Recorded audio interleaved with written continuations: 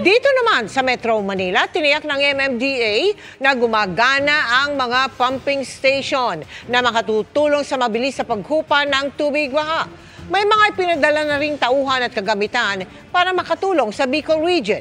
Nakatutok si Joseph Morong. Sa barangay Bagong Silangan sa Quezon City, malakas ang agos ng Marikina River. Umaasa ang Metro Manila Development Authority o MMDA, hindi masyadong maapektuhan ng dalang ulan ng Bagyong Christine ng Metro Manila.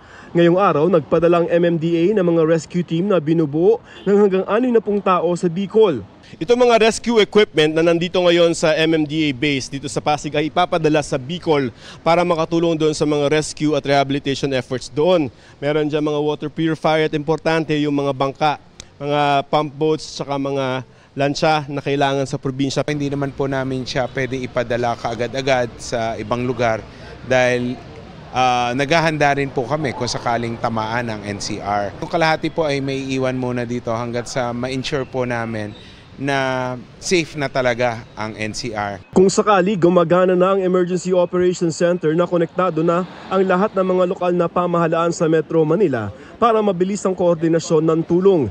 Pagtitiyak ng MMDA, gumagana ang mga pumping station nila para hindi na bumabad ang mga baha. Yung mga pumping stations po natin, kung sakali po, wag naman po sana na dumating din yung ganyang kalakas na pag-ulan sa Metro Manila, ay makakatulong para mabilis mapahupa yung tubig baha. Para sa GMA Integrated News, Joseph Morong, nakatutok 24 oras.